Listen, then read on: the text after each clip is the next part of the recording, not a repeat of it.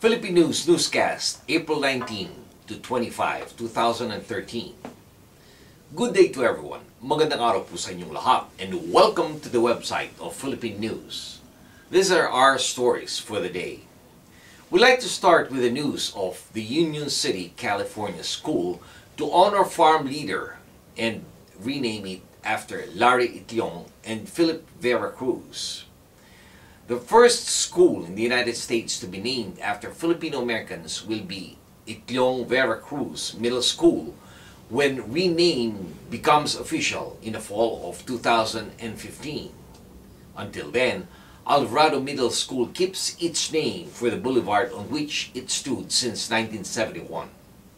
For now, the site is still a reminder to Filipino Americans of unity can achieve.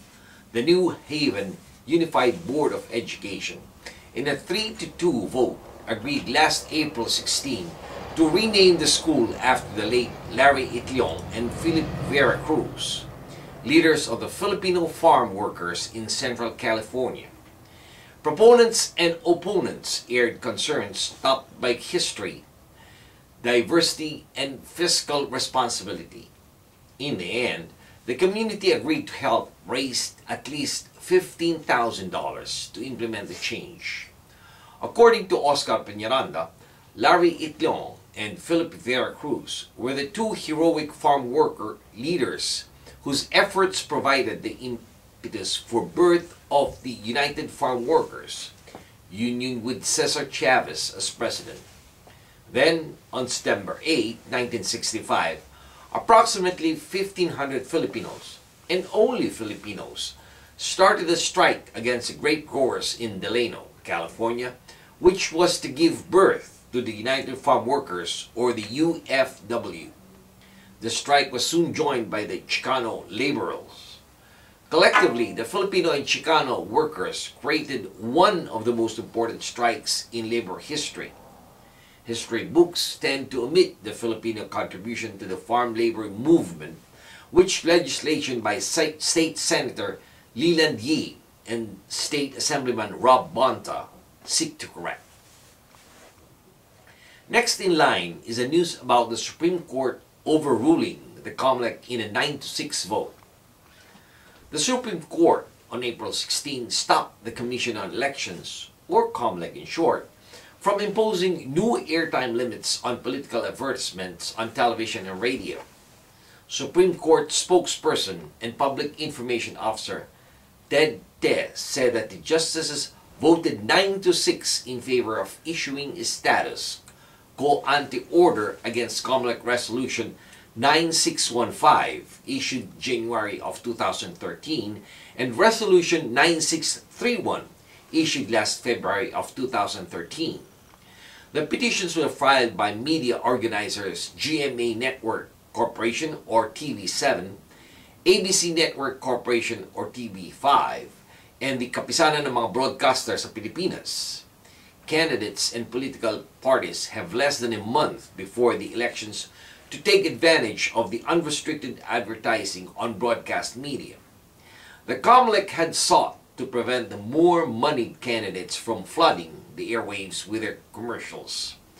Under the January resolution, which was upheld by the February resolution, the COMELEC set the following guidelines. Number 1. For all national candidates, 120 minutes on all TV networks and 180 minutes on all radio stations. Number 2. For all local candidates, 60 minutes in all TV networks and 90 minutes in all radio stations. GMA Network, in a statement, welcomed the High Court's ruling.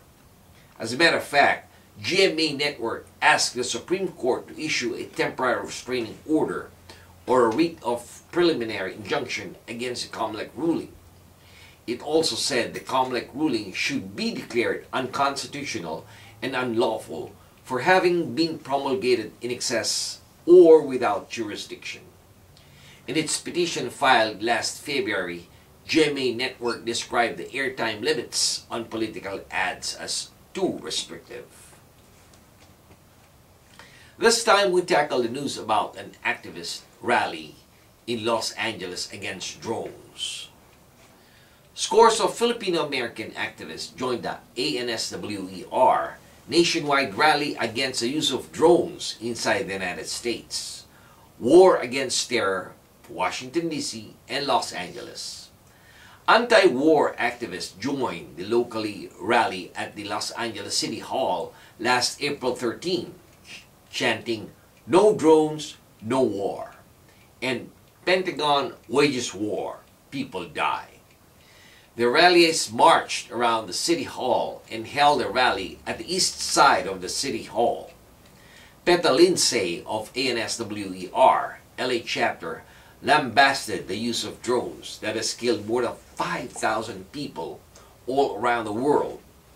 Doug Kaufman, also of ANSWER, likened the use of drones to the use of police, which is suppressing the people of Los Angeles. Meanwhile, Cheryl Zarate of KMB expressed the Filipino-American community solidarity to all oppressed people of the world being victimized by drone warfare. Arturo Garcia, West Coast coordinator of the Alliance Philippine, explained that drones are being used by the U.S. to help the Philippine government in its war against the Muslim secessionists and the NPA Mindanao. He cited the recovery of a drone that was laid in the island province of Masbate in the Visayas as a proof of U.S. military intervention in the Philippines. And finally, with regard to the 2013 Philippine elections, we have 2 re-electionists out of 40 and younger as candidates for Philippine Senate. People under the age of 40 make up more than 40% of this year's electorate.